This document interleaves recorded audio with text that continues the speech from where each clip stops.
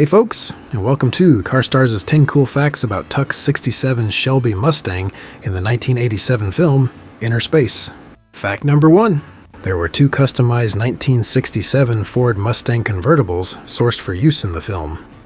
Eddie Paul's EP Industries acquired and built the cars, dressing them to read as Shelby-style streetcars. The director Joe Dante's briefing was simple: make them look distinctive on camera, easy to service, and reliable across long shooting days. However, it should be noted that the second matching convertible was set aside as a backup car to protect the filming schedule only, and it was never actually used in production. The duplicate existed primarily to absorb risk if the worst should happen, while the hero car handled both the beauty and hard driving scenes that audiences remember. Interestingly, early script pages actually specified Tuck's car as a Ferrari Daytona instead, and even had a Ferrari convention location woven into the chase scene. Practicality and cost savings steered the production toward a Mustang as a substitute, which still fit Tuck's character, not to mention could be acquired and customized cheaply, and Eddie Paul's crew could maintain and repair them easily as well. Fact number 2. Despite being portrayed in the film's dialogue of the Mustang being a 500 horsepower Shelby, the weak peg leg full throttle takeoff we see here tells the real story.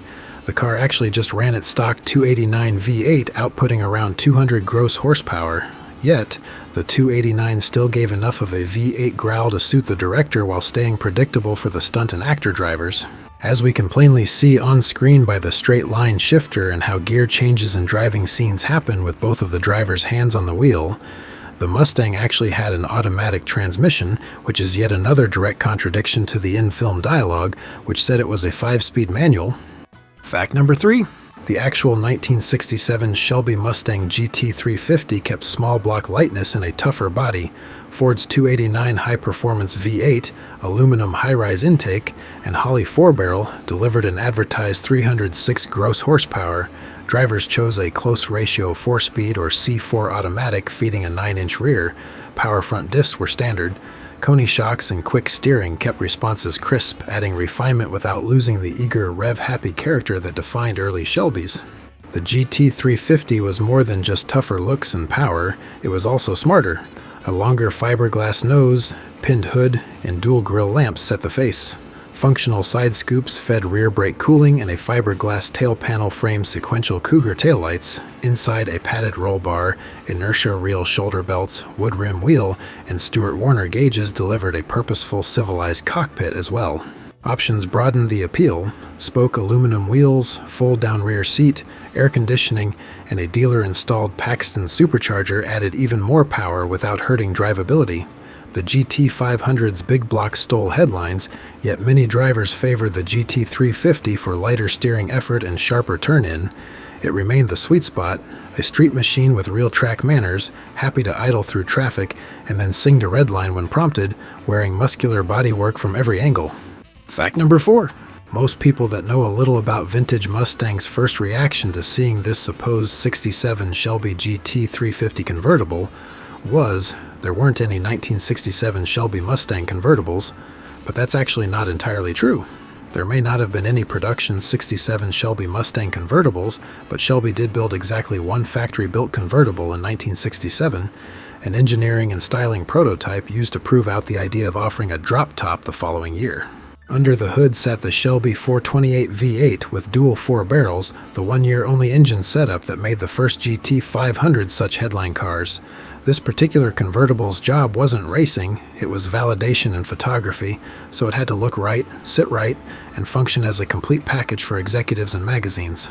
That is why this single 67 convertible matters. It is the bridge piece that connects the hardtop 67 story to the real convertible option for the 68 model. Fact number 5. Now to address the elephant in the room, which is what the heck have they done to the styling of this Mustang exactly? Whether you love it or hate it, the unusual mix and match bag of modifications this thing is wearing is a point of discussion for sure.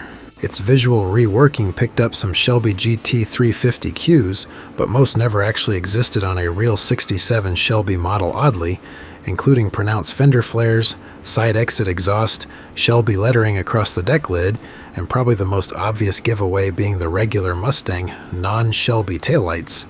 The taillight panel was blacked out to frame the lamps, and centerline auto drag wheels added to the high-performance aesthetic.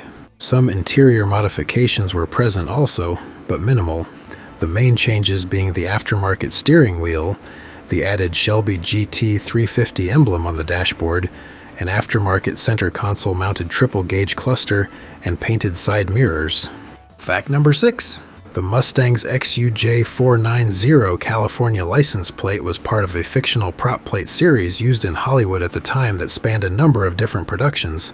XUJ plates showed up primarily on network TV, and the most prominent example is Falcon Crest, a 1981 to 1990 soap opera series where 963 XUJ rides on Angela's Mercedes-Benz 380 SL for some seasons. XUJ plates also appear through earlier Quinn Martin shows like Cannon and Dan August, turning up on different Lincolns from time to time. Picture car teams typically pull from certain cleared fictional plate series and keep multiple prints in case they are needed, and of course this also avoids any potential real registration number crossover complications. The Mustang's period correct black plate aligns with that same prop number practice. Fact number 7. So where are the two Innerspace Mustangs today, you ask? Well, that's a great question because post-production, the paper trail goes quiet. No public auction catalog, museum listing, or dealer feature has identified a screen-used 67 Mustang convertible from the film. So, on the record available today, the Mustang stepped off the set and disappeared from the public eye. So the current status is simple and honest. We just don't know. There is no verified chain of custody for the Innerspace Mustangs in any public source. If one appears tomorrow, it will need those hard documents to stand up to scrutiny. Until then, the cars survive where many working movie vehicles do, only in the frames and memories of fans rather than in registries. So, if anyone watching has any further verified information about what happened to the two Mustangs after their involvement with the film, do let us know in the comments below. Fact number 8. As for fan replicas of the Innerspace Mustang, there doesn't appear to be many, probably due to the film being fairly low profile compared to more popular modded movie Mustangs that have since overshadowed it, such as the Gone in 60 Seconds Eleanor Mustang, or perhaps a general public distaste for the car's look in general. Regardless, I did come across one example online of a Mustang that, whether they realized it or not, was built to a similar custom look to the Innerspace Mustang. This pro touring style Mustang here is the closest I could find, at least. It's all red, has similar fender flares, and even has a blacked out taillight panel like the Innerspace Mustang. Fact number 9. Due to the fact that there were no actual production 67 Shelby Mustang convertibles, even modern video games haven't directly featured any 67 Shelby Mustang convertibles, or even 68s for that matter. However, if you really want to have a 67 or 68 Shelby Mustang convertible in a video game, I did find a fairly straightforward way of doing so.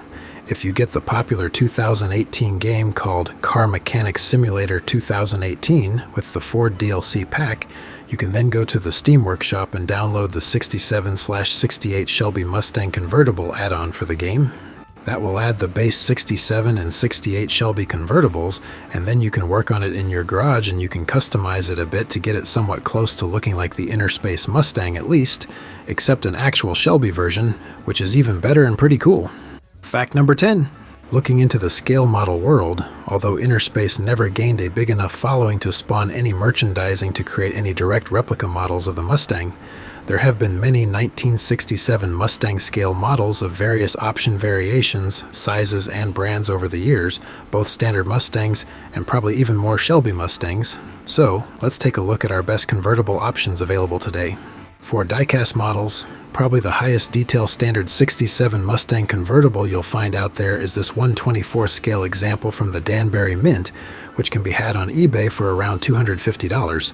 If you instead want a nicely detailed 67 Shelby Mustang convertible, believe it or not, there is actually one available, which is this nicely detailed 1/18 scale GT 500 modded Pro Touring version here from the brand called Acme. These run about $150 on eBay. And for plastic model kits, although there are no 67 or 68 Mustang convertible kits available that I can find, I'm sure some of you talented model builders could use this widely available 67 Ford Mustang Fastback model kit from AMT to custom build into a nice replica of the Innerspace Mustang, which can be had for around $30 on the current retail market. I'll put a link in the description below to where you can get this kit for those interested. By the way, folks, I recently started a new and also film-related and similar format YouTube channel called Mind Litter. If anyone is interested in hearing more about our favorite movies and TV shows beyond just the cars, such as other behind-the-scenes info, filming locations, and actor-related tidbits and such, I will put a link in the description below for those interested in checking it out. Well, there you have it, folks. Thanks for watching, and make sure to hit that subscribe button if you like what you saw here. You guys are all great. See you next time.